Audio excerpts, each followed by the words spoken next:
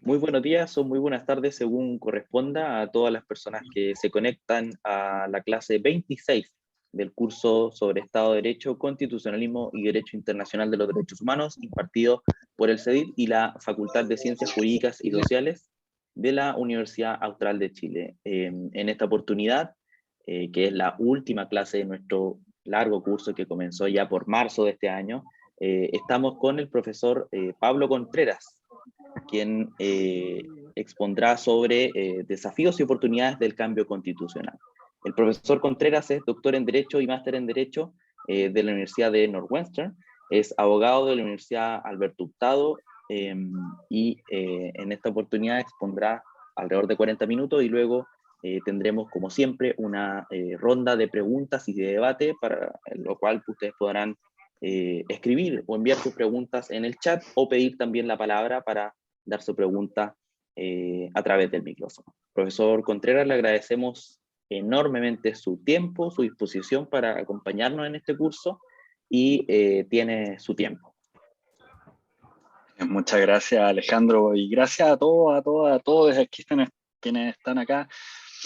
Para mí es un gusto estar en este tipo de actividades. Yo creo que estas son las actividades que valen la pena en el contexto en que estamos viviendo, además de un proceso constituyente, pero también en un proceso de movilizaciones, de cambios en el continente, en nuestros países latinoamericanos, en contextos de protesta, en contextos de nuevas demandas, y en un mundo que también está cambiando, con emergencia climática, con pandemias globales, con instituciones internacionales que todavía no están a la altura, en fin.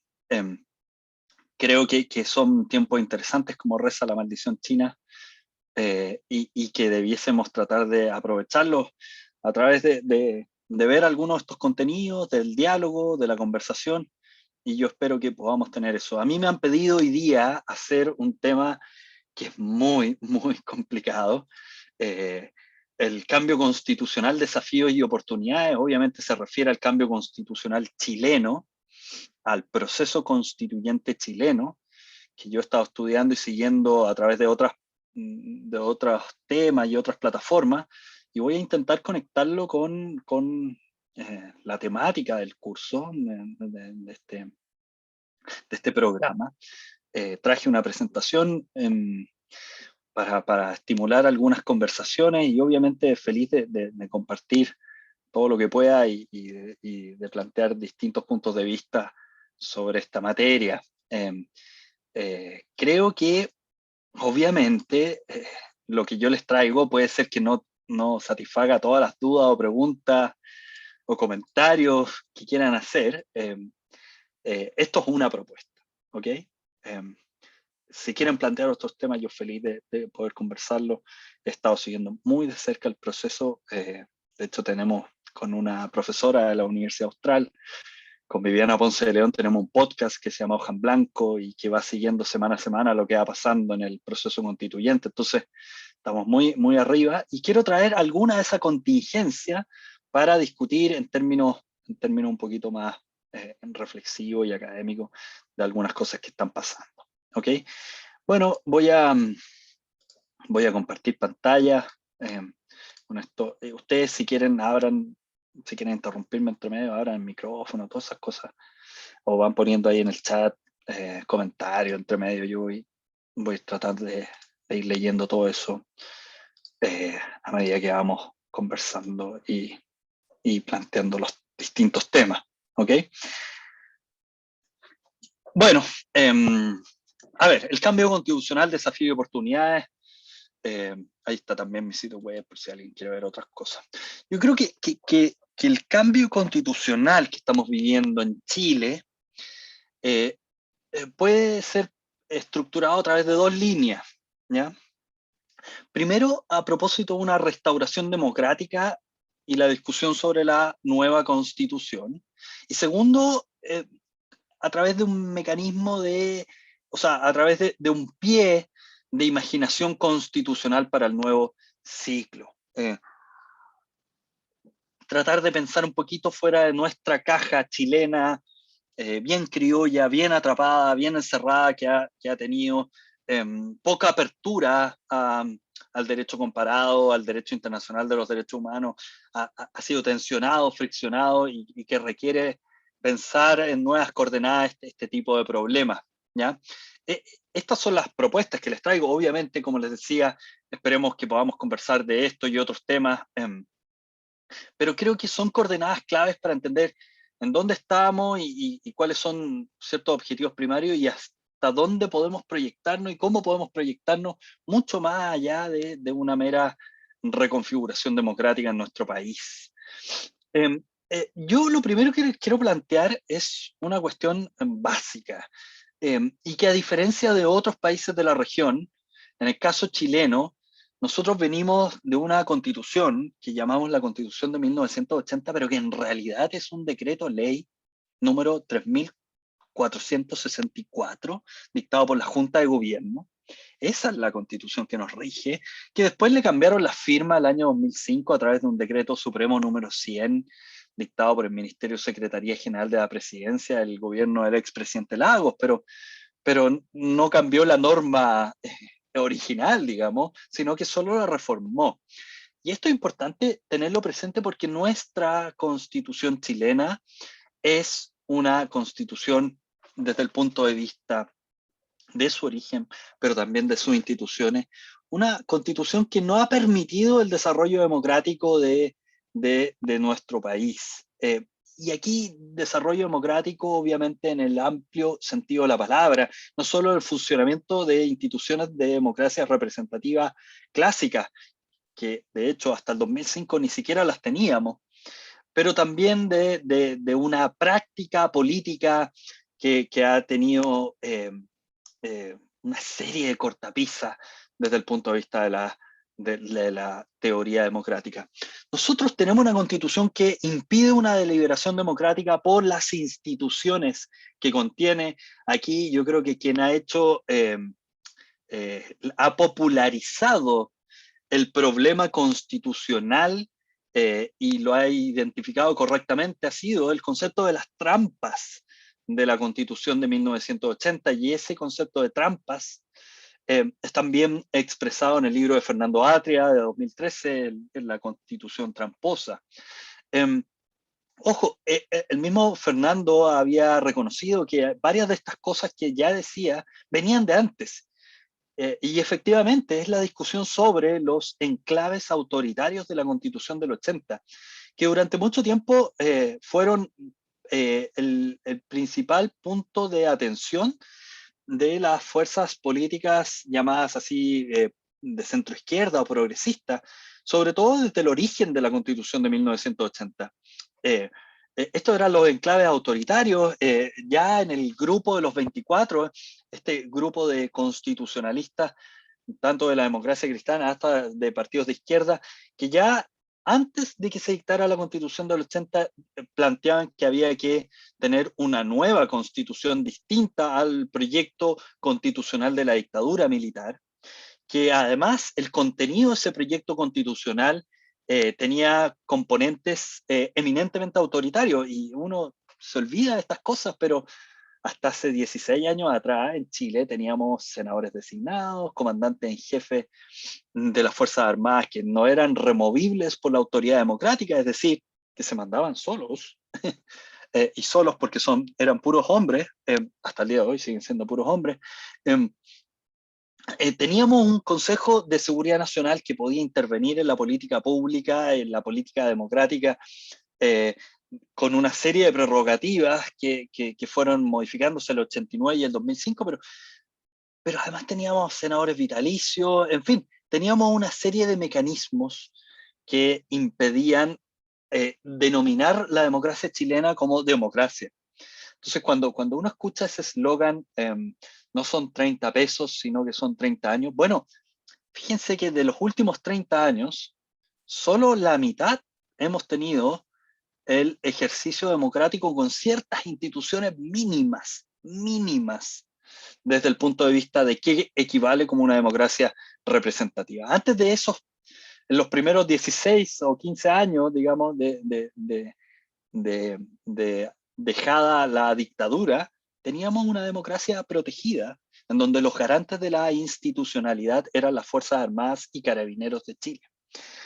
Y eso no hay que olvidarlo, digamos, o sea, esa realidad está a unos poquitos años atrás, y esa era la realidad. Entonces, nosotros, eh, eh, parte de las trayectorias de reformas y del proceso constituyente tiene un componente de restauración democrática, de eliminación de estos enclaves, de sustitución de dispositivos que lo que buscan es neutralizar la deliberación democrática y que hasta el día de hoy se mantienen con algunas de ellas. El último que se eliminó y se modificó fue el sistema binominal como sistema electoral para los diputados y senadores. Pero se mantienen los quórums supramayoritarios de la Constitución, es decir, en determinadas materias que la Constitución individualiza, no es posible modificarla sin el acuerdo, el consenso de la minoría política. En este caso, la minoría que busca defender el proyecto político, social y económico de la dictadura. Y además, esas reglas especiales, denominadas leyes orgánicas constitucionales, tienen un sello de control especial, un control preventivo de constitucionalidad obligatorio por parte del Tribunal Constitucional, de forma tal de que se evite que pasen esos proyectos de ley que puedan pugnar con el contenido del decreto ley 3464.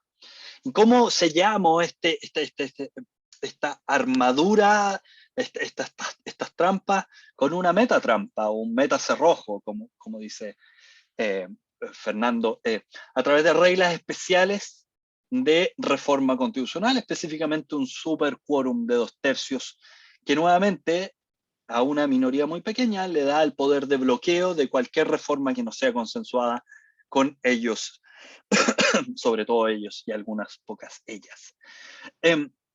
Estas trampas se mantienen hasta el día de hoy, estas trampas funcionan en la discusión de los asuntos comunes, en el último tiempo siguen operando, cada vez con menos visibilidad porque estamos más atentos del proceso constituyente, pero la semana pasada, en el control preventivo facultativo del Tribunal Constitucional, se comunica, no conocemos el fallo todavía, pero se comunica que la Ley de Derechos y Garantías de la Niñez contiene reglas inconstitucionales al declarar la autonomía progresiva de adolescentes, de niños, niñas y adolescentes, pero de adolescentes sobre todo. Y eso es precisamente la operación de este dispositivo de control que busca que el legislador no esté en libertad para desarrollar garantías democráticas, para expandir derechos fundamentales más allá de la Constitución, sino que está bien custodiado por un tribunal constitucional al servicio de este proyecto político, económico, social, y en este punto habría que añadir moral, ya prefigurado desde los años de la dictadura. Eso fue la semana pasada, se fijan. Entonces, esto sigue pasando. De hecho, el tribunal ha ido expandiendo su poder. A finales del año pasado lo hizo a través de un fallo muy, muy controvertido, pero que ya no tiene tanta relevancia porque estamos en un proceso constituyente, que es el fallo que declaró inconstitucional una reforma constitucional que autorizaba el retiro anticipado de fondos previsionales. Se fijan, ya al punto de hasta qué nivel alcanza el control preventivo de constitucionalidad, lo hace incluso con proyectos de reforma constitucional como fue el segundo retiro, que lo declaró inconstitucional. La reforma, no la ley. Acuérdense que el gobierno de Sebastián Piñera patrocinó un proyecto de ley de segundo retiro.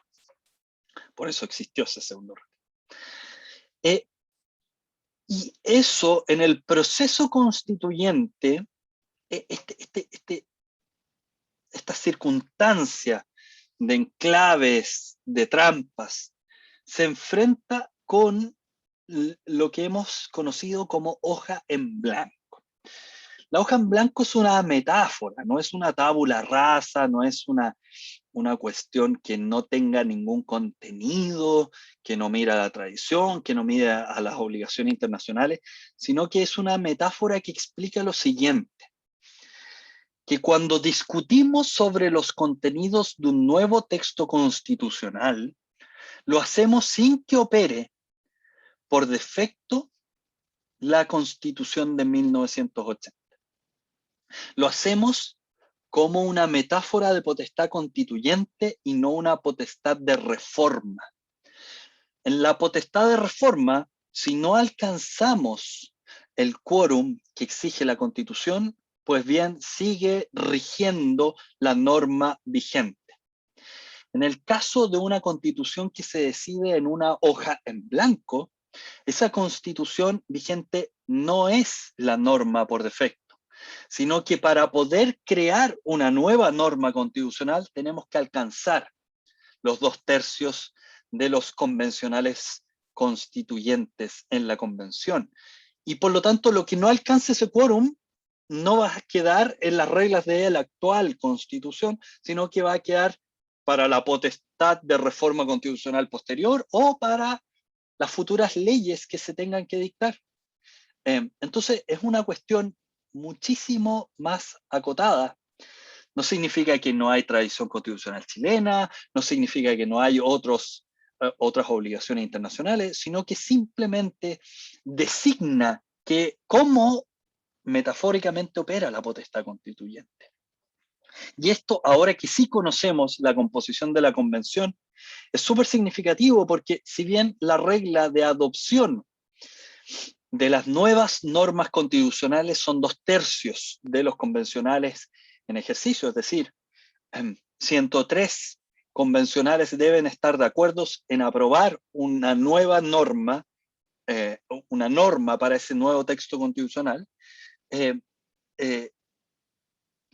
La composición impide que los grupos, las coaliciones, por así decirlo, o las listas, o en otros términos, como Madison en el Federalista, las facciones, ninguna facción por sí sola tiene poder para vetar la inclusión de contenidos por sí sola en una nueva constitución. Entonces, nos obliga a una deliberación constituyente en donde la coacción moral del mejor argumento suponga adoptar posiciones a favor de ciertas normas. Y en eso, en el camino, van a quedar cosas porque el quórum de 2/3 es altísimo y busca generar amplios respaldos para la inclusión de contenidos. Y no funciona como un mecanismo de bloqueo, de veto a la inclusión de contenidos. Nadie por sí solo puede hacer eso, ¿ya? Es cierto que en conjunto se puede bloquear, pero eso nuevamente es una forma de entender la deliberación cuando ya no es por defecto lo que va a quedar, que es la Constitución de 1980, sino que es qué es lo que queremos que ingrese al nuevo texto de la Constitución. Y esto es interesante porque ahora sí podemos aspirar a la igualdad política en el funcionamiento y aprobación de normas, pero sobre todo en la deliberación. Cuando hay mecanismos como las trampas identificadas, en donde la minoría política puede bloquear las decisiones mayoritarias, en ese contexto, el voto del minoritario pesa más que el voto de la decisión mayoritaria. ¿Ya? La regla de mayoría que estudiamos cuando estudiamos las primeras nociones sobre democracia, sobre la legitimidad de la decisión democrática, la regla de la mayoría es una regla que permite articular un valor democrático, que es el valor de la igualdad política, en donde todos valemos lo mismo y las supermayorías tienen una justificación que solo puede ser débil para proteger ciertos intereses, pero que sacrifican la igualdad política de la regla democrática. ¿Se fijan? Entonces, de hecho, en su momento, si ustedes miran, la Constitución del 25 para su reforma exigía la mayoría absoluta de los diputados y senadores.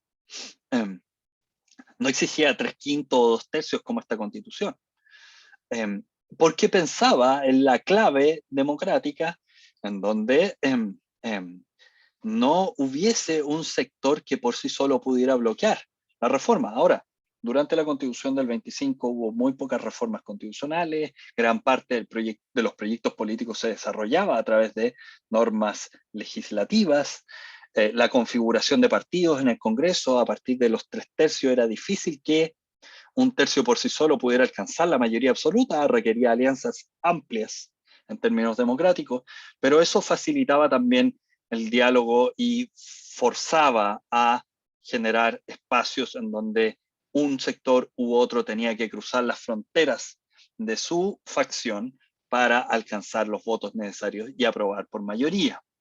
¿Ya? Entonces, lo que está detrás, desde el punto de vista de la democracia, en el proceso constituyente chileno, es la reivindicación de la igualdad política clásica en un régimen democrático. Y creo que eso no hay que olvidarlo. Y no hay que olvidarlo porque lamentablemente hemos vivido muchísimo tiempo en un régimen que no reconoce la igualdad política de los ciudadanos y que brinda un poder de bloqueo y de veto a minorías políticas que buscan resguardar el proyecto político, económico y social de la dictadura. ¿Se fijan? Entonces, hay en el proceso constituyente una dimensión de justicia política, en este caso de igualdad política, clave en la restauración democrática. Pero además es la oportunidad de salir de una constitución de 1980 que se gestó desde el punto de vista del derecho internacional de los derechos humanos y del derecho internacional en general, en la lógica de la Guerra Fría. ¿Y por qué digo esto? O sea, a veces olvidamos estos contextos, pero la Constitución del 80, dictada, promulgada por la dictadura, se da en un contexto de Guerra Fría, en un contexto en donde Chile estaba completamente aislado desde el punto de vista internacional, en donde era denunciado en distintos foros internacionales, en donde era bloqueado política y comercialmente por otros países democráticos por las violaciones a los derechos humanos.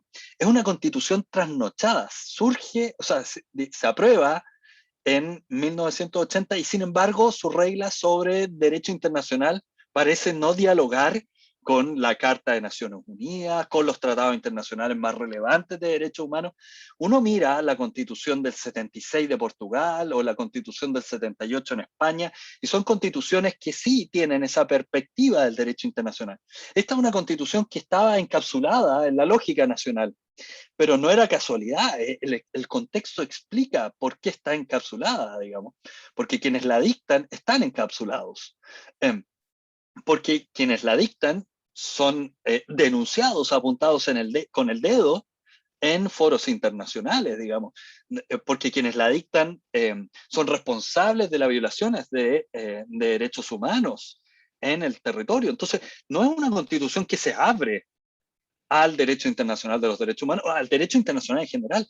Si uno observa las reglas originales sobre derecho internacional en la Constitución de 1980, hay poquísimas reglas y la gran mayoría provienen de la Constitución del 33. Es cosa de mirar, digamos, las atribuciones del presidente de la República en materia de conducción de las relaciones internacionales. Esas reglas vienen de la Constitución del 33, es decir, una constitución del siglo XIX, en donde la idea de soberanía nacional es decimonónica, es prevalente, y es una idea pre-Naciones Unidas, es una idea pre-proscripción de la guerra como método de acción estatal legítima en el contexto internacional. Nosotros todavía tenemos reglas sobre declaración de la guerra, cuando la guerra ya ha sido proscrita. De hecho, hay un crimen de agresión en el protocolo del Estatuto de la Corte Penal Internacional que sanciona criminalmente a individuos que promuevan actos de agresión, digamos. ¿Se fijan? Y también hay reglas de responsabilidad estatal en materia de agresión. Bueno, nuestra Constitución todavía habla de guerra. cuando la Carta de Naciones Unidas había proscrito la guerra, había autorizado el uso de las fuerzas en legítima defensa, y se discute en otros ámbitos, en el derecho internacional en general, pero con eso les quiero mostrar cómo esta Constitución se crea a espaldas del mundo internacional. Se queda encapsulada, encerrada. Y entonces, una Constitución que en el 80 ya tenía que haber dialogado con los principales pactos de Naciones Unidas en materia de derechos humanos, con las principales instituciones de derechos humanos, con la Convención Americana de Derechos Humanos, con sus sistemas de amparo interamericanos. Bueno, esta Constitución todavía no se pone al día en eso. Y si bien el año 89 se modifica el artículo 5 de la Constitución chilena para ampliar, hacer una apertura mínima, confusa, con muchas complejidades en su técnica, desde el punto de vista de los derechos humanos, y luego el 2005 se perfecciona el régimen de aprobación de tratados en nuestro país.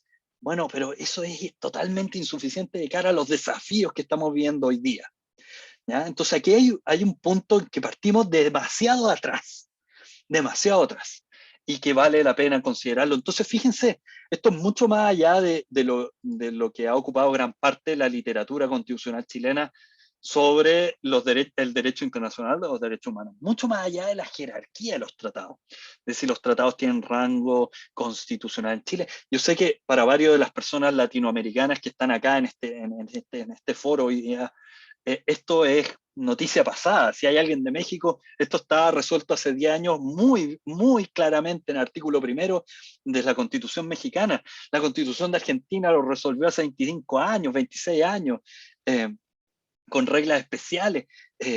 Perú, Bolivia, Ecuador tienen reglas también muy claras en esta materia.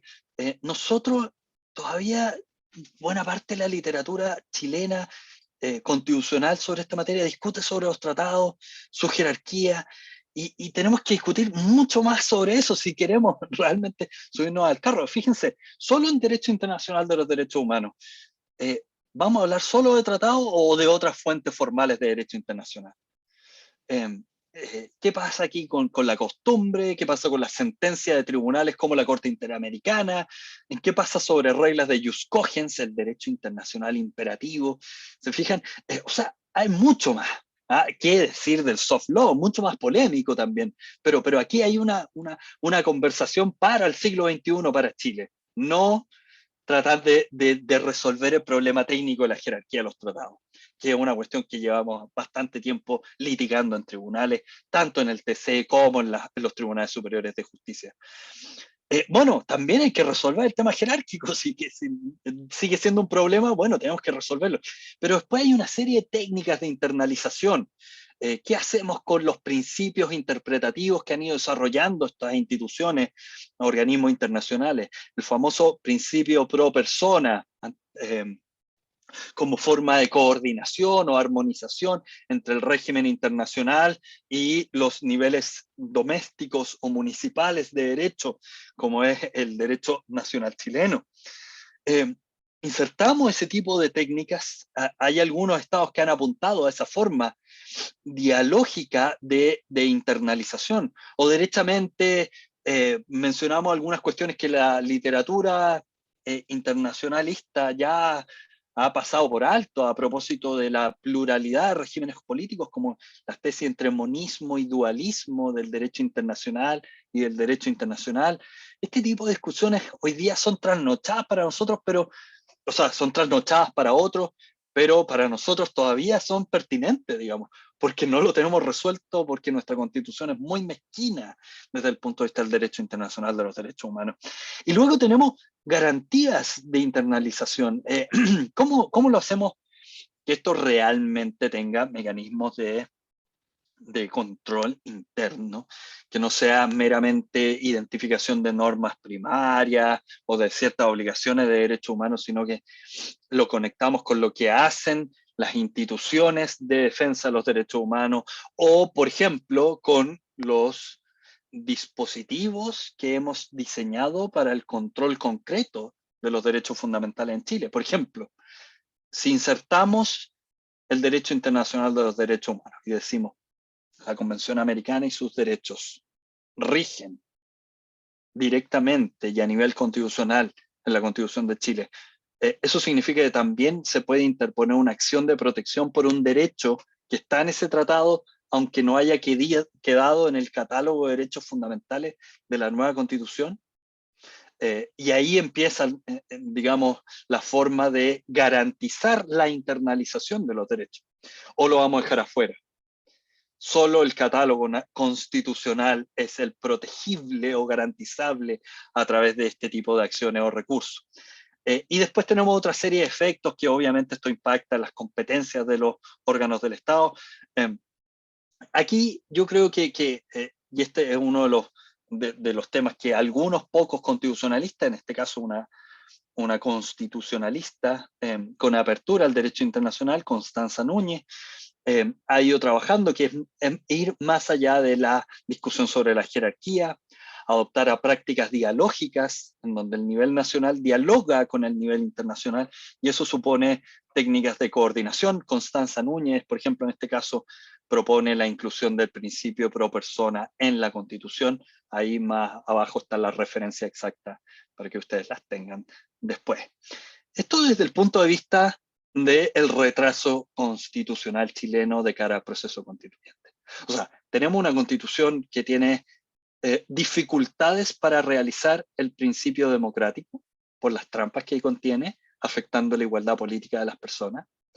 Y tenemos una constitución trasnochada internacionalmente, fruto de la Guerra Fría, que no dialoga con los desafíos contemporáneos del derecho internacional en general y el derecho internacional de los derechos humanos en particular. Pero creo que esa única forma de plantear el problema es meramente restaurativa, si se quiere. Es como que Chile se ponga al día un poquito. ¿Ah? Y yo creo que aquí tenemos que tener proyección a una constitución que es para el siglo XXI, que es para este escenario. Y por eso les decía, no es para un contexto de Guerra Fría, de fines del siglo XX, no un contexto pre-Corte Penal Internacional. Es un contexto distinto, un contexto en donde se hicieron modificaciones importantes a los regímenes de seguridad después de la guerra contra el terrorismo. Es un contexto en donde la digitalización mediatiza algorítmicamente las relaciones humanas, las asignaciones de trabajo, la distribución de beneficios, subsidios estatalmente reconocidos. O sea, estamos hablando de un mundo en donde hay una emergencia climática, en donde el acceso al agua potable se está acabando, en donde tenemos un país que vive en una crónica sequía hídrica que está afectando la vida de comunidades. Estamos hablando en general de un contexto de crisis del antropoceno, en donde el avance de las urbes generan la aparición de nuevas enfermedades. Se fijan, y el COVID es parte de esa crisis del antropoceno. Entonces, en ese contexto tenemos que proyectarnos, tenemos que imaginar cosas. Y aquí hay un concepto que me encanta, que es el concepto de imaginación constitucional, y que ya viene desde la filosofía, la imaginación, obviamente, que a veces se tiende a menospreciar por algunos formalistas estudiosos del derecho constitucional. Por ejemplo, dicen que esto es como poesía, esto es lírica, pero en la creación de nuevas reglas, obviamente hay que imaginar la forma de resolver estos nuevos escenarios, ¿ya? Hay que hacer cosas con lo que ya sabemos para poder enfrentar a aquello que se nos viene. Y en eso la imaginación tiene un rol central. En Kant, fíjense, la idea de imaginación en Kant es la facultad de representar un objeto incluso sin su presencia en la intuición. O sea, algo que no conocemos, que no necesariamente hemos percibido o hemos sufrido, bueno, y sin embargo intelectualmente somos capaces de representarlo, proyectarlo. Y eso tiene correlato en el ámbito constitucional. Aquí les traigo uno de múltiples autores que han trabajado esto. Esto es Martin Loughlin, que en el año 2015 tiene un texto sobre Constitutional Imagination, y fíjense cómo aprovechar el poder de la narrativa, el símbolo, el ritual, el mito. Aquí está hablando de la literatura, pero también de códigos lingüísticos y culturales que nos unen, que nos permiten trasladarnos a ciertos lugares para proyectar un relato de existencia política. Porque eso se trata de una constitución, la definición del modo y forma de ser de la comunidad política. Proyectar ese relato de existencia política para moldear y reformular la realidad política. Cuando discutimos sobre derechos, es esas condiciones de pertenencia a la comunidad política. Entonces, cuando, por ejemplo, algunos se ríen o descalifican reclamos de movimientos de personas a favor de los derechos de animales no humanos. Bueno, pero nuevamente, en una crisis del antropoceno, en un avance científico que ha permitido identificar una serie de cuestiones respecto a animales no humanos, pareciera ser que la discusión sobre una zoópolis, como dice William Kimlicka en uno de sus libros, es un relato de existencia política en donde animales humanos conviven con animales no humanos en ciertas coordenadas de decencia política, donde reconocemos a seres sintientes otras propiedades. ¿Se fijan? Y entonces ahí requiere salir de los discursos de la restauración a proyectarnos a los discursos del siglo XXI. A los discursos de una existencia política como comunidad distintos a los que estamos hoy día viviendo. No quiero quedarme en la teoría únicamente, pero por eso, nuevamente, pareciera que el clivaje medioambiental hoy día es distinto al de fines de la década de los 90. Yo me acuerdo cuando uno revisaba los seminarios a finales de la década de los 90 o comienzo de la década del 2000 sobre derecho al medio ambiente. Ese tipo de discusiones, cuando habían abogadas que se dedicaban a esos temas, los veían como unos hippies, digamos. ¿Qué es esto del derecho al medio ambiente? ¿Se fijan? Pero que por favor, esto está retrasando el desarrollo. Se ve, en serio, esa era la percepción. Esto es una disciplina marginal. Hoy día nadie podría negar la centralidad de un modelo de desarrollo económico que debe respetar una condición fáctica básica, que vivimos en un planeta finito, en donde la crisis del antropoceno está minando las condiciones biológicas y ecosistémicas de nuestra existencia. Entonces, ahí es donde tenemos que proyectar la imaginación constitucional. Para ese tipo de nuevo pacto medioambiental entre los animales humanos y su ecosistema. Y entonces ahí sí vale la pena discutir en serio este tipo de cuestiones.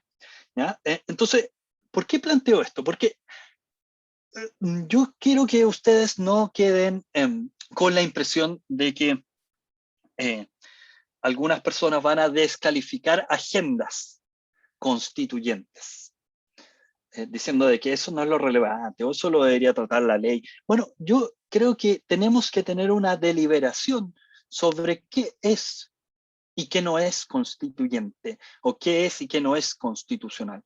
El mismo espacio de lo que va a ser constitucional hoy día está siendo sometido a debate. Hace 5 años atrás, la paridad, por ejemplo, no hubiese sido un tema de constituyente o un tema constitucional. De hecho, cuando se discutió una reforma que presentó el mismo presidente Sebastián Piñera para modificar el artículo 1 de la Constitución, incorporar ciertas cuestiones en reacción al 8M en materia de paridad, bueno, ahí era como, no, pero esto no puede ser, no puede llegar hasta acá. Por ejemplo, el profesor José Francisco García decía, no puede la Constitución establecer que el legislador pueda fijar deberes de paridad en el ámbito privado. Bueno, ¿y por qué no? ¿Por qué no podemos reconfigurar la existencia política de nuestra comunidad en donde la paridad también se establezca o se garantice con reglas legales, obviamente, en el sector privado? en directores de empresa. ¿Mm? ¿Por qué no podría hacerlo? Y claro, hoy día uno lo ve después de cómo ha ido avanzando la lucha feminista, y entonces hoy día eso pareciera haber ganado su espacio en que esto es una materia constituyente o constitucional. Aun cuando hace 10 años atrás eso se hubiese planteado, como a finales de los 90 se planteaba el tema medioambiental como hippie, o esto es un tema marginal, o esto realmente no es materia constitucional. ¿Se fijan o no? Entonces, creo que la imaginación constitucional sirve para plantear estos temas. Entonces, fíjense, la ampliación de nuestro campo deliberativo. Eh, eh, Antes las discusiones de qué era constituyente o constitucional, antes del 18 de octubre, fíjense, un buen grupo de constitucionalistas, Gastón Gómez, José Francisco García, Miriam Enrique, bueno, estaban planteando reforma al TC, ni siquiera si había que modificar todo nuestro sistema de control de constitucionalidad de leyes y proyectos de ley, sino que mire, saquémosle el control preventivo, arreglemos la inaplicabilidad. Hoy día el TC está sometido a juicio crítico de si debiese seguir existiendo o no, porque parece que es parte del problema de nuestros déficits democráticos. Entonces, fíjense lo trasnochado post las movilizaciones que aparecen en este tipo de debate. Y hoy día, ¿cuáles son los campos deliberativos constituyentes que se abren? Primero, en tema a propósito de los denominados presos de la revuelta, un tema de justicia transicional. El tema respecto a los derechos humanos de personas en el marco de la violencia producida en el contexto del 18 de octubre es hoy día también tematizado constituyentemente hablando. ¿Cómo se resuelva? Eso es distinto, pero es un espacio de lo constituyente hoy día. Lo mismo pasa con el reconocimiento y justicia de pueblo originario, con el estatus de niños, niñas y adolescentes, como yo lo he dicho en varias oportunidades acá, la emergencia climática y la relación con la naturaleza. El mundo digital, un mundo en donde hoy día vivimos, es distinto al mundo productivo, las estructuras materiales de producción de la revolución industrial. Un mundo mediado algorítmicamente, en donde la propiedad de esos modos de interacción digital está en algunos pocos, y sobre todo hombres, digamos. Entonces, hay circunstancias contemporáneas que se abren a nuestra existencia política. La democracia participativa, es decir, cómo proyectar, profundizar la intensidad de nuestro régimen democrático más allá de la restauración de instituciones representativas mínimas, que ha sido la trayectoria de nuestras reformas constitucionales en Chile. ¿Ya? Seguir parchando la constitución del 80 ya no surte efecto, y por eso estamos discutiendo la ampliación y la clausura de los espacios constituyentes. Ojo, no digo que todo esto termine en una norma constitucional o debería tener una norma constitucional, sino que estamos recién teniendo una conversación sobre esa estrechez o apertura de lo constituyente. Entonces, fíjense, y a mí me gusta mucho mencionarlo más allá de los derechos, cómo esto se proyecta en las instituciones y en nuestros procedimientos. Y la imaginación constitucional requiere proyectarlo me imagino que este término, yo supongo que lo han escuchado antes en este curso por lo menos, en la sala de máquinas de las constituciones, de cómo funciona la organización del poder y la adopción de decisiones. Y eso que ha popularizado Roberto Gargarella, las expresiones de Roberto Gargarella, obviamente, eso también se puede proyectar a nuestro proceso constituyente chileno, pero en general a la forma en que operan las instituciones, desde el punto de vista de la apertura a nuevas materias. Y aquí traigo 3 ejemplos de las últimas 3 semanas, ¿ya?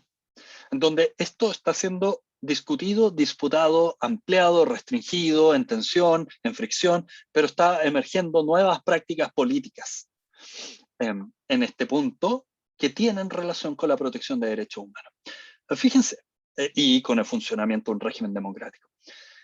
El primer caso pasó bastante piolita, y a mí me gusta destacarlo porque creo que no debe pasar piola. Y porque no debe pasar piola, sea que tengamos nueva constitución o no, digamos. Fíjense, el domingo en que asume la presidenta de la convención y el vicepresidente de la convención, se estableció un modelo de votación que más allá de la operativa, tenía un elemento que en Chile nunca habían ocupado la Cámara de Diputados, por ejemplo. Eh, eh, ¿Alguien conoce o se acuerda cómo se eligieron la presidenta y el vicepresidente de la convención? ¿Alguien quiere aquí compartirlo? Eh, Fíjense, cada uno tenía una papeleta, cada uno de los convencionales. Es que ya ahí don Vicente pone votación papal, pero no fue una votación papal. De hecho, eh, fue muy distinto a una votación papal. Ustedes saben por qué hay humo en las votaciones papales, porque se queman los papeles para no saber quién vota por quién. Es una votación estrictamente secreta. Es verdad que se vota para ir tratando de alcanzar la mayoría. ¿Ah? Esa ronda es parecida a la votación papal, pero un rasgo central de la votación papal es que es secreta. Bueno, fíjense que la votación de la presidencia de la Cámara de Diputados es una votación secreta. No sabemos por quién votan nuestros representantes para elegir el presidente o presidenta de la Cámara de Diputados. Y la distinción con la presidencia y vicepresidencia de la Convención Constitucional es una práctica política de transparencia y rendición de cuentas, donde la papeleta salía el nombre del o la convencional y por quién votaba, y eso no solo se decía en voz alta, que daba la grabación, sino que se mostraba en la pantalla, para que todos vieran, para que no hubiera posibilidad de error, digamos. De hecho, no sé si se acuerdan, en un momento, en la votación de vicepresidente, en algún momento la presidenta se equivoca, dice Constanza Juve, que es una convencional de Vamos por Chile de la derecha, profesora de Derecho Constitucional, sumamente conservadora, votó por el rechazo, etc. Y dice Rodrigo Lave, por error, digamos. Creo que dijo Rodrigo Lave, dijo alguien de la lista del pueblo. Y obviamente ella no había votado por la lista del pueblo, pero ella había mostrado el papel y se había equivocado, y rápidamente el error era advertido porque estaba, digamos. Era divertido. De hecho, fue uno de los pocos momentos en la sesión inaugural donde se rieron los convencionales, porque era obvio. Pero esta anécdota muestra cómo una práctica política democrática, como es la votación por una directiva, un órgano colegiado representativo, que debiese ser transparente. Bueno, en Chile hasta el 2020 no se hacía, no se ha hecho en la Cámara de Diputados. De hecho, se ha intentado modificar. En algún momento algunos diputados han planteado modificar las reglas del reglamento para que sea transparente.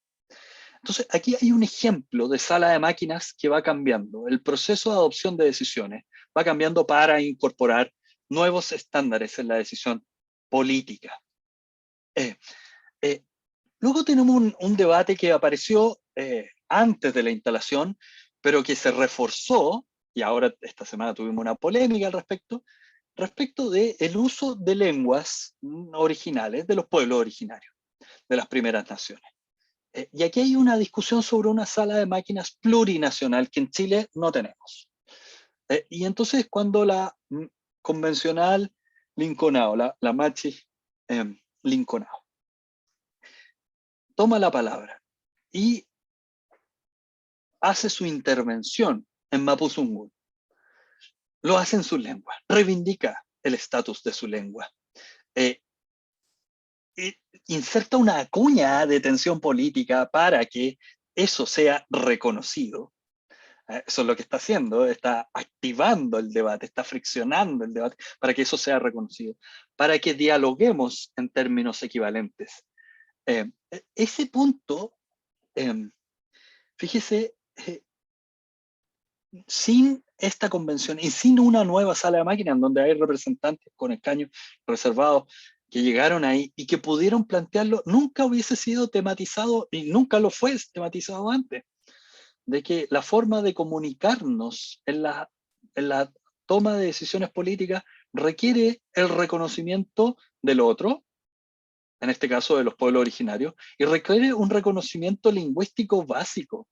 ¿Ya? Tengo un colega, Juan Jorge Faúndez, que ha escrito, por ejemplo, de cómo el reconocimiento de los derechos lingüísticos de los pueblos originarios son derechos humanos y que debiese estar en el rasero básico del cumplimiento del Estado de Derecho de la Convención, digamos. Pero eso que antes no estaba internalizado en la práctica política, bueno, hoy día es parte del debate. ¿Cómo se garantiza? ¿Cómo se logra adecuar? Esto no es un tema de número. ¿Ah? Está bien, el censo reconocerá X porcentaje de miembros de los pueblos originarios. Es un tema de reconocimiento de nuestra identidad de la comunidad política, de cómo confluyen identidades diversas y lenguas distintas. Y rompe, fisura esa idea de Estado Nacional uniforme, homogéneo. ¿Ah?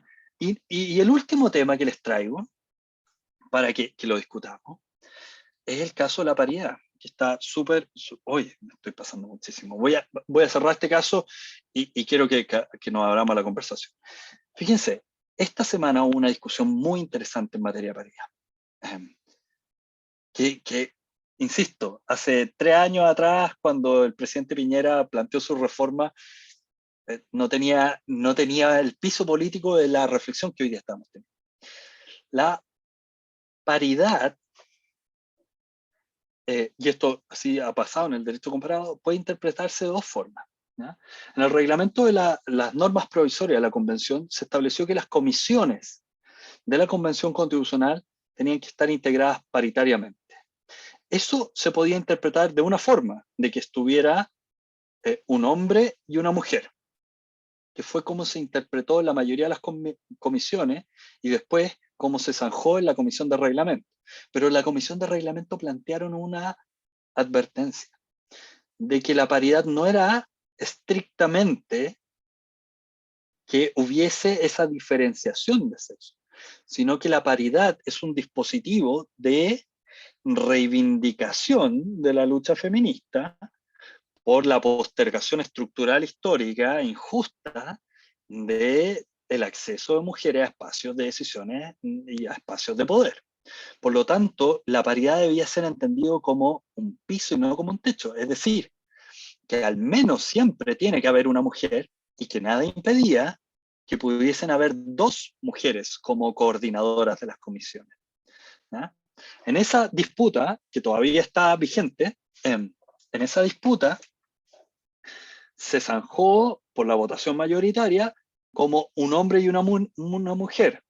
Entonces, esa es una interpretación de la paridad, que ya es bastante para un Chile estructuralmente machista, en donde tradicionalmente solo los hombres llegaban al poder, digamos, o a los espacios de toma de decisión.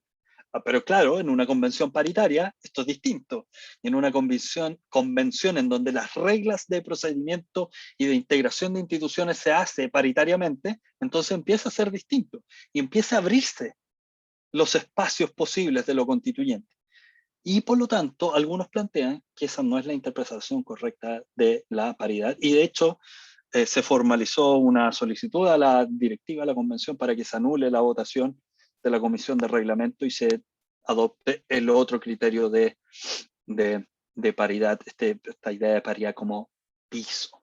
Es una forma de entender. Yo creo que hay otros casos que podemos empezar a pesquisar.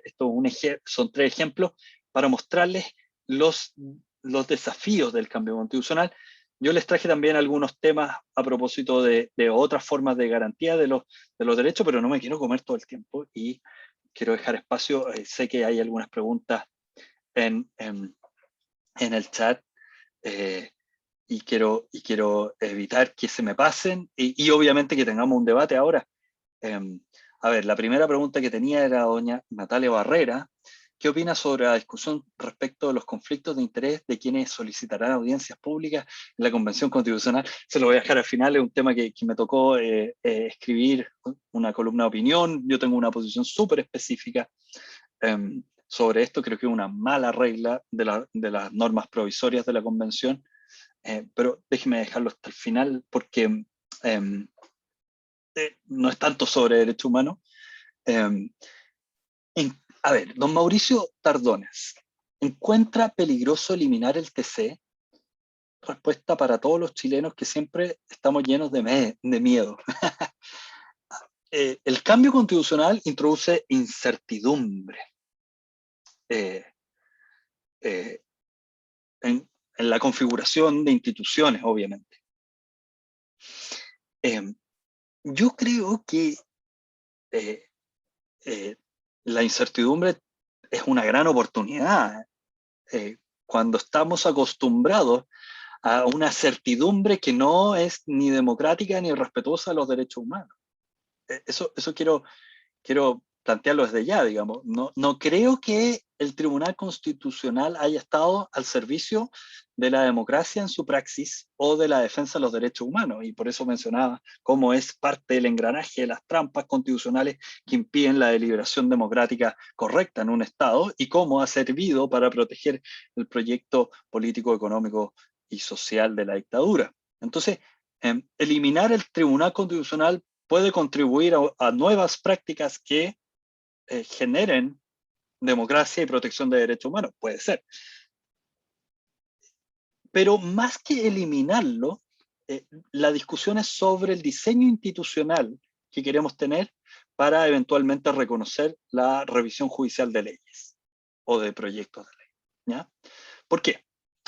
Porque podemos tener un tribunal constitucional, pero que no tenga esa competencia, que haga otras cosas. ¿Ya? Esa es una posibilidad. ¿Se fijan? Que se dedique a calificar la renuncia de los parlamentarios, digamos. Puede ser, digamos. Por ejemplo, que la revisión judicial de leyes sea solo después de su promulgación, o sea, solo control represivo, y que esté radicado en la Corte Suprema. Y ahí hay que preguntarnos si ese es un buen modelo o un mal modelo. Pero lo que les quiero mostrar es, más allá de eliminar al TC, es cómo queremos que exista, o si no queremos que exista, una facultad de revisión judicial de leyes, con una constitución democráticamente aprobada. Entonces, el espacio que abre es muy distinto a un TC que está construido funcionalmente para defender un decreto ley 3464. ¿Se fijan o no? Entonces, uno puede tener perfectamente un TC a la alemana o española, con una constitución democrática, y puede ser que ese TC funcione muy bien.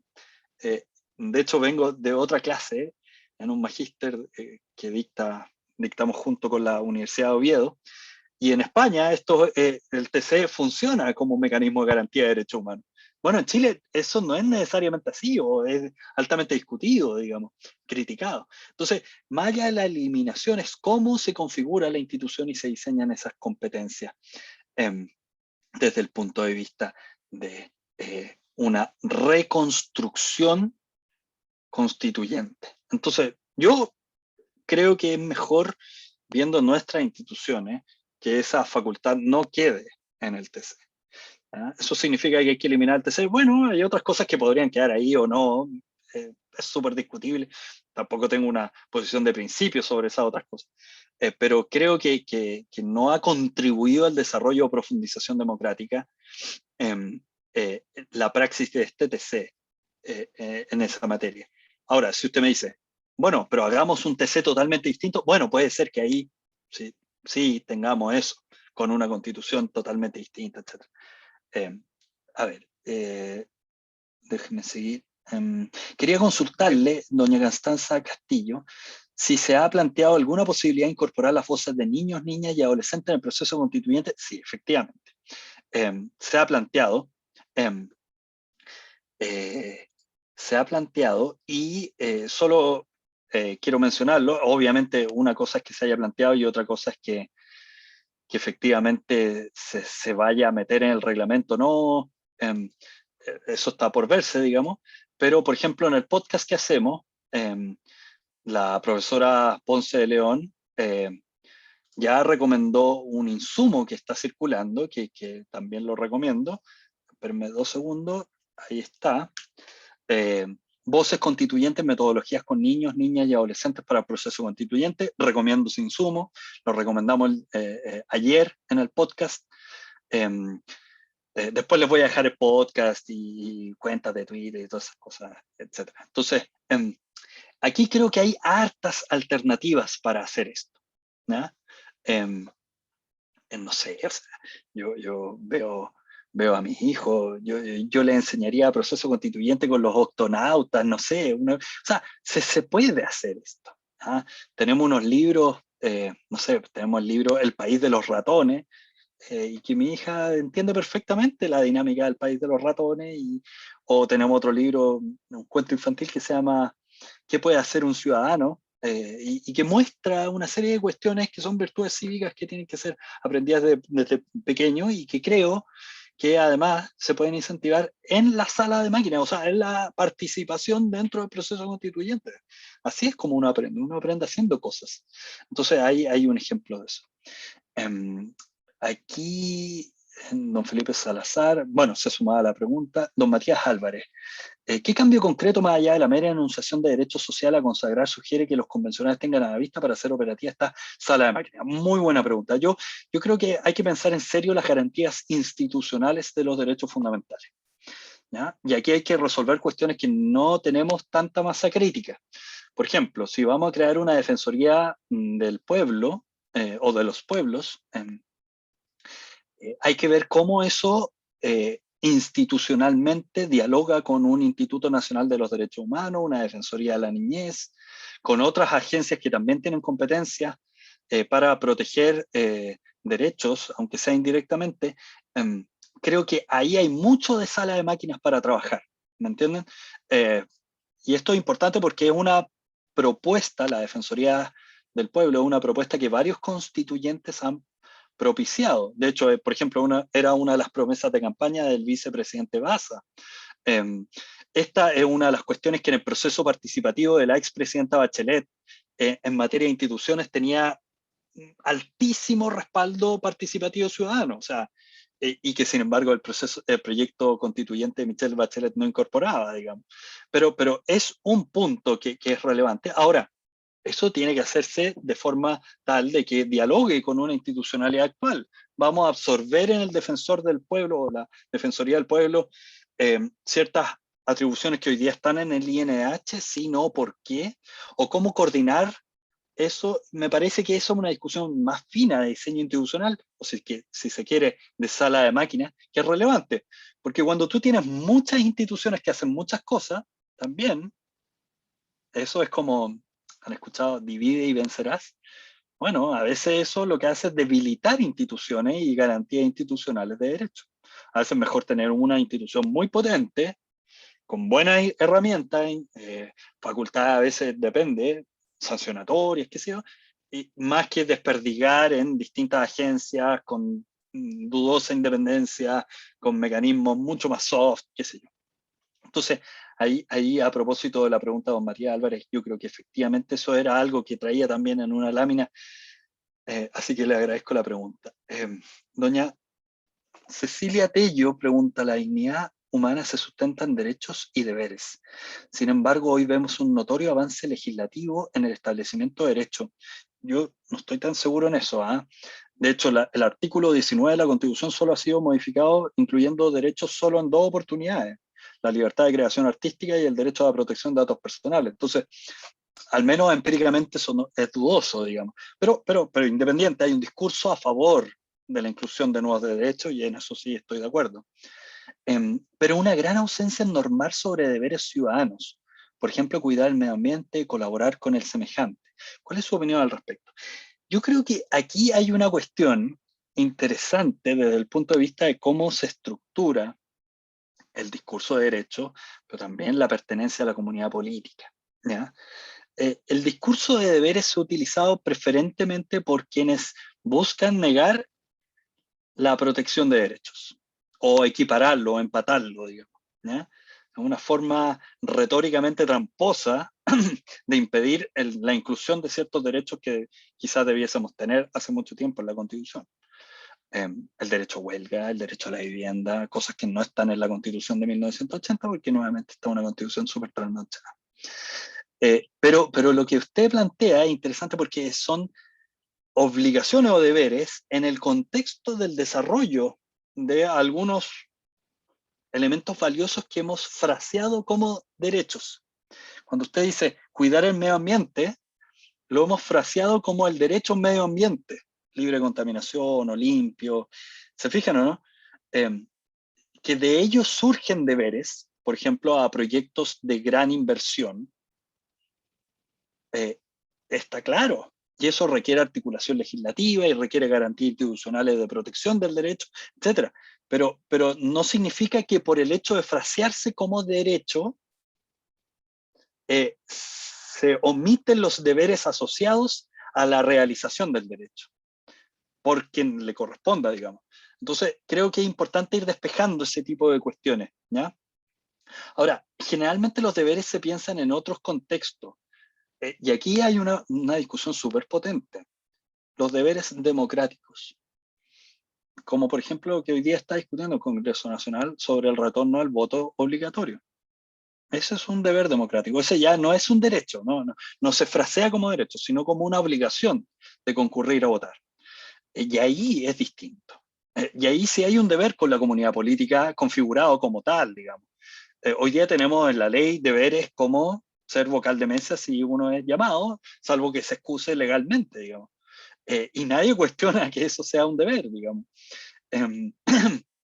Hay otros deberes que tienen que ser conciliados con derechos humanos, como el deber de prestar servicio militar obligatorio. Las reglas de conscripción tienen que estar armonizados con derechos humanos para que exista la prestación militar sustitutiva en casos de objeciones de conciencia. ¿Se fijan? Entonces, creo que aquí hay un buen debate sobre algunos deberes con la comunidad política, que, ojo, pueden haber estado invisibilizados en la retórica del derecho, pero hay otros deberes propiamente tal, donde sí pueden haber ese tipo de discusiones directamente hablando, como en el caso del derecho al voto obligatorio. Tengo hartas preguntas, pero no sé si alguien quiere interrumpirme con levantando la mano, así que por mientras yo voy a seguir leyendo. Doña Victoria Solís dice, ¿cómo darle continuidad a la construcción de un proyecto político nacional con la ciudadanía más allá del proceso constituyente? ¿Qué canales de representación directa se deben habilitar? Bueno, yo creo que ahora estamos en un pequeño laboratorio para esto. La ciudadanía movilizada es una cuestión que nos estamos empezando a acostumbrar, no es masiva, no es que todos y todas estén participando en eso, pero por lo menos estamos preocupándonos de los asuntos comunes y cada vez hay más gente que quiere participar, ¿ya? Y a propósito de las comisiones de participación, hay espacio para postular mecanismos de participación, ¿ya? Yo creo que hay varias cuestiones que se pueden plantear. Desde instituciones como la integración en instituciones públicas de ciudadanos sorteados, para que uno tenga noción de cómo se toman ciertas decisiones y cuáles son los criterios que se aplican, hasta iniciativas populares, constituyentes o de ley, hasta mandatos revocatorios, hasta mecanismos de participación incidentes en el sentido de que hacen obligatoria la discusión de ciertos temas, etc.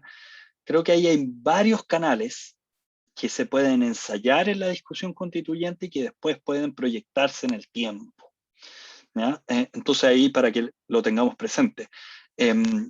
Creo que o sea, hay varias instituciones que han aportado en esto y lo hemos ido recomendando en el podcast. Una institución es Ahora Nos Toca Participar, y también la otra institución, Red para la Participación, que tienen propuestas de participación ciudadana, ahí lo pueden buscar y si alcanzo les pongo los links. También la propuesta de reglamento de un think tank de Revolución Democrática que se llama Rumbo Colectivo, creo que tiene la propuesta de reglamento más completa en materia de participación ciudadana de todos estos think tanks políticos. Y creo que vale la pena echarle una mirada. Hay otras que son muy genéricas en materia de participación. Entonces, creo que ahí, por ejemplo, Rumbo Colectivo tiene una tabla que identifica claramente el mecanismo, cómo funciona, qué grado de participación tiene y cuáles son los efectos. Eso es muy pedagógico para ver que los mecanismos de participación no tienen que ser todos equivalentes. Algunos pueden ser mucho más de llegar información, otros más incidentes, etc. Doña Ivonne, ¿qué piensa sobre la actual discusión que ha puesto sobre la mesa constituyente de Revolución Democrática sobre la representación a la derecha en la mesa directiva de la convención? Ya, esto, súper buena pregunta.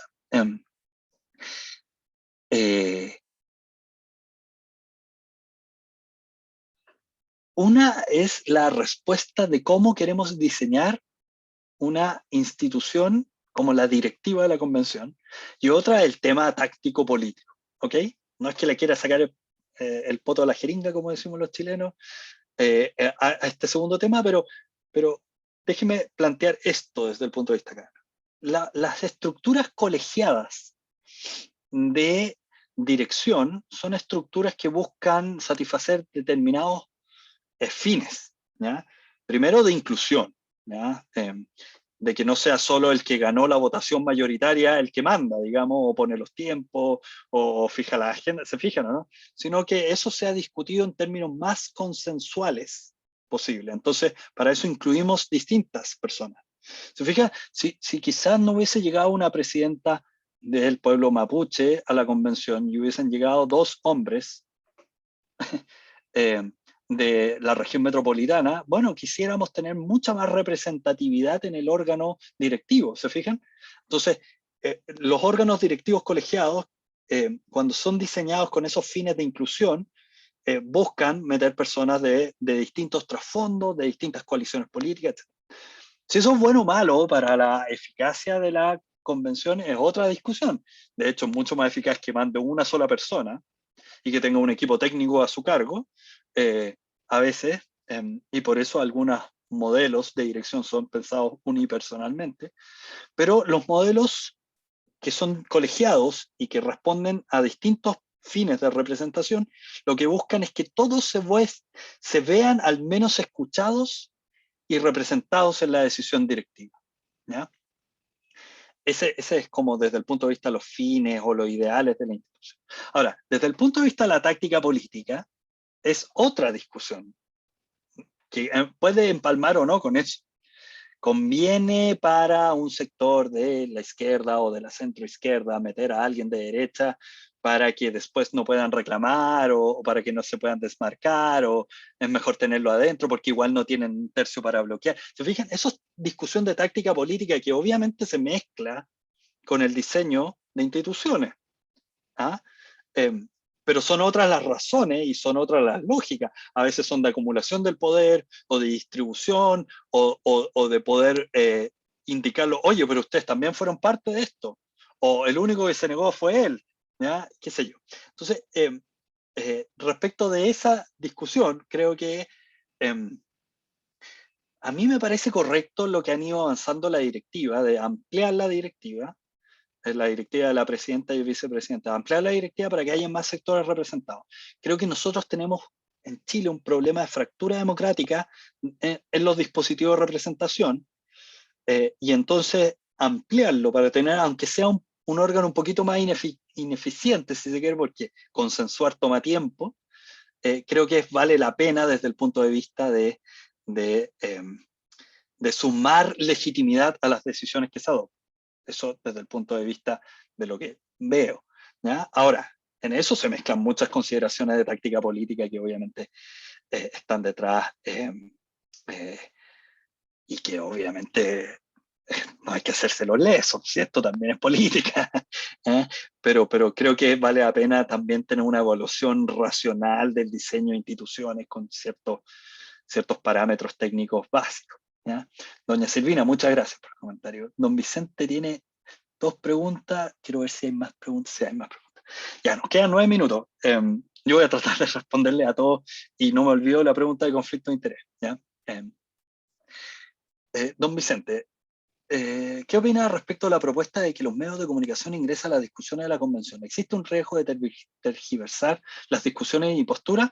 A ver, yo creo que la única justificación válida para que no puedan no estar adentro de un de un foro democrático como es la convención es la discusión sanitaria.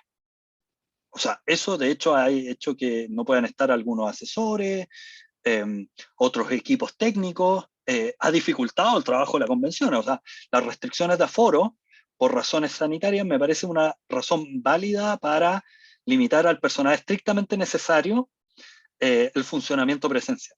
¿Ya? Eso es una discusión. ¿Eso justifica que no estén los periodistas metidos ahí? Sí, justifica eso. ¿Eso dificulta la labor de la prensa? Sí, eso dificulta la labor de la prensa. ¿Ya? Pero es una restricción válida en una sociedad democrática donde queremos que el órgano siga funcionando, donde queremos minimizar el riesgo al máximo, cuando hay niveles altos de contagio. ¿Se fijan? Cuando las condiciones sanitarias mejoran, cuando hay más controles, cuando están todos vacunados, cuando hay mejores números de contagio, digamos números más bajos de contagio, bueno, esas restricciones ceden frente al ejercicio de la libertad de expresión y me parece que si los periodistas hacen bien o mal su trabajo, eso es algo que como ciudadanía activa tenemos que evaluar. Pero eso no les puede impedir a los medios de comunicación el acceso a ese establecimiento. Es más, han habido algunos casos, hay un caso, si no me equivoco, es Ross versus Canadá en el Comité de Derechos Humanos, a partir de la discusión del artículo 19 del Pacto Internacional de Derechos Civiles y Políticos, en donde a propósito del acceso al Parlamento canadiense, bueno, debe hacerse un acceso sin discriminación a los medios de prensa. ¿Por qué? Porque son los medios de prensa los que van a fijar la pauta y los que van a investigar y los que van a entrevistar y si los convencionales o las convencionales se comportan de manera farandulera, si dan malas cuñas, si los incitan a dar malas cuñas. Bueno, a ver, aquí hay responsabilidades políticas de eso. Y nosotros como audiencias, como ciudadanía, evaluaremos si son buenas las preguntas, son malas las preguntas, son buenas las respuestas, malas las respuestas. Pero me parece que, y si hay tergiversación, bueno, también nosotros tenemos que evaluarlo.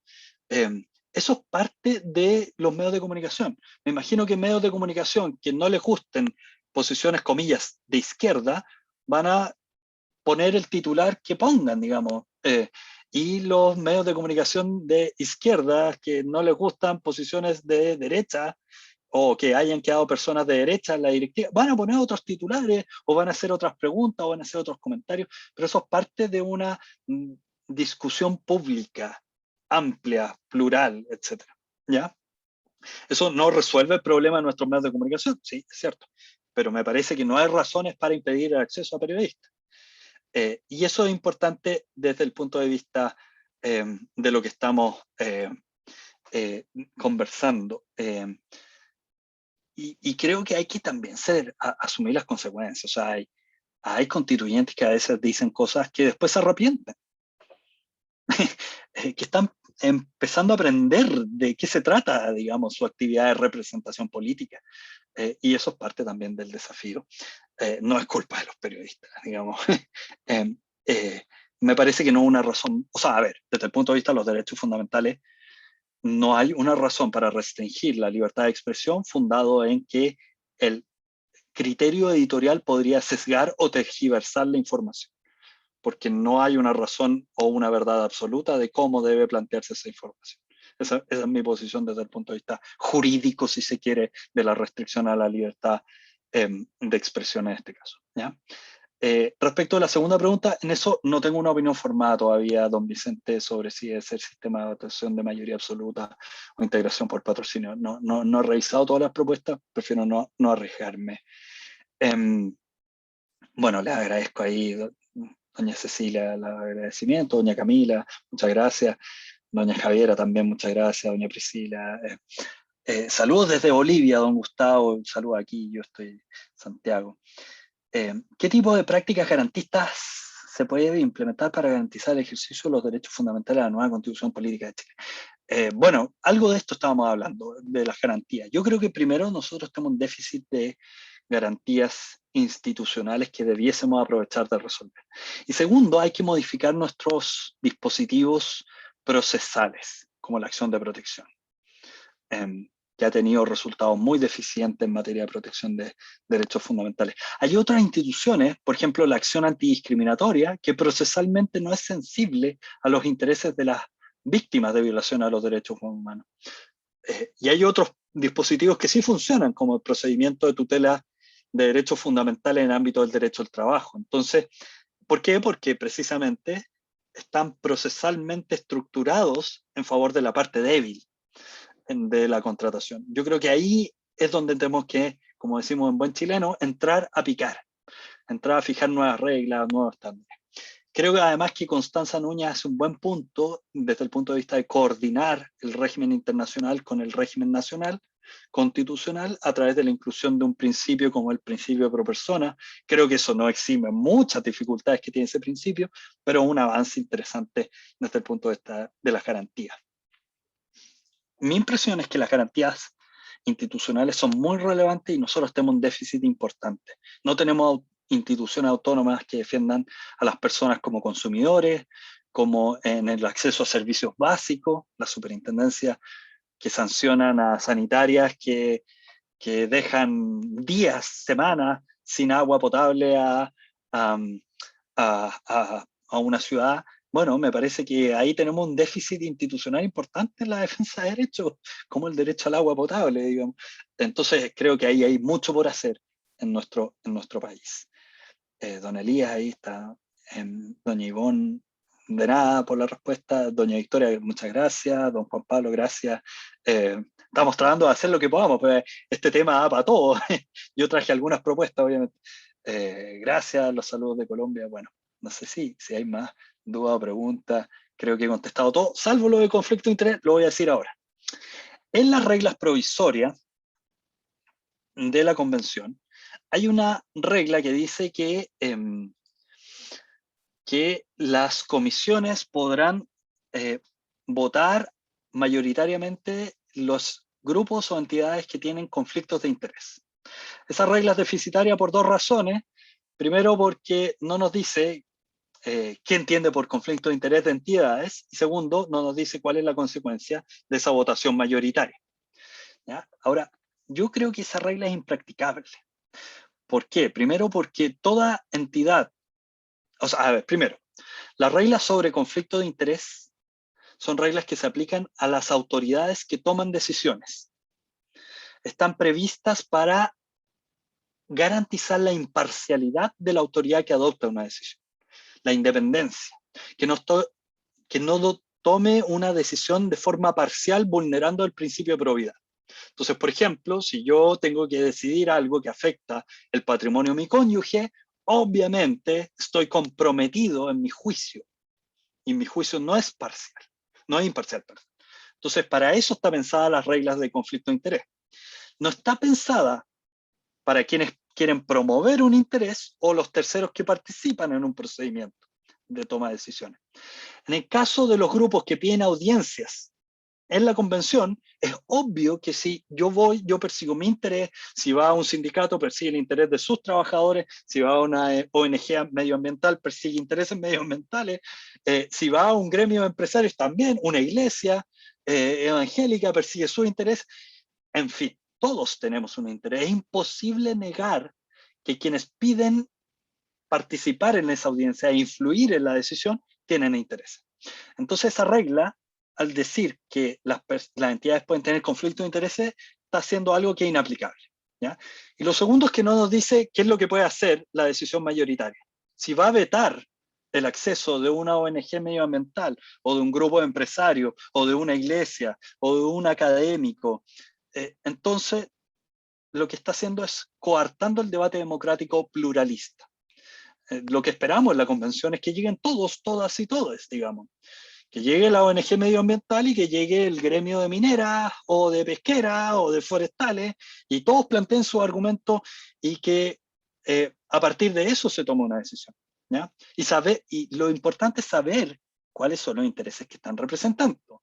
Entonces yo escribí una columna en donde planteo una solución para este problema. Creo que una mala regla que no se hizo bien, que lo que debiese hacer era determinar cuál era el interés que realmente busca representar esa entidad. ¿Por qué? Porque lo que pasa en el derecho comparado es, por ejemplo, que la Asociación Nacional del Rifle crea una institución, un instituto de investigación sobre el uso pacífico de las armas. Pucha, que suena bien, digamos, o digamos, el uso correcto de los mecanismos de defensa. Mejor el título, imagínense. Y eso está financiado íntegramente por la Asociación Nacional del Rifle. Entonces va a esta institución y va con un profesor que también tiene un doctorado y dice, mire, yo en el Instituto de Investigación de Mecanismos Legítimos de Defensa, de Autodefensa, hemos comprobado que las armas de fuego no son peligrosas, sino que las personas son las peligrosas. Bueno, da toda una opinión. Y lo que queremos saber es si realmente está representando una institución de investigación o en realidad el beneficiario final del interés que está representando ese instituto es el de su mandante, que es quien lo financia, es decir, la Asociación Nacional del Rifle. Entonces, si uno interpreta esa regla como deberes de información para conocer el beneficiario final, creo que tiene mucho mayor sentido. Yo sé que estoy pasado 2 minutos, les voy a dejar la columna ahí, 3 minutos, perdón. Y bueno, me imagino que tenemos muchas dudas, yo feliz sigo conversando, pero quiero agradecerles a todos, a todas, a todos, en particular a Esteban, bueno, también los que me invitaron y al CEDI por este programa y nada, yo me imagino que Esteban tendrá algunas palabras de cierre. Yo feliz les voy a dejar algunas cosas que he ido comentando acá también en el chat para que tengan acceso a eso. Muchas gracias. Muchísimas gracias, profesor. Antes de cerrar la clase de hoy, voy a dar algunos avisos, así usted también puede compartir los enlaces del podcast. Ya dejé también su Twitter en el chat, así que para que lo sigan. Bueno, primero agradecerles a todos, todas y todes por haberse embarcado en esta aventura que ha significado el curso que inició en marzo y que se cierra hoy. Queda lo último, que es ya el examen final, así que recuerden que vamos a estar subiendo toda la información en el aula virtual. También hay un grupo de WhatsApp donde ahí ustedes comparten los enlaces y los documentos y todo eso, pero también vamos a enviar un correo electrónico con el documento del examen y cualquier consulta vamos a estar pendientes. Hemos tenido algunos problemas con el correo electrónico, así que pueden escribirnos bueno, el típico que es contacto@cedid.cl o si no a cedidchile@gmail.com.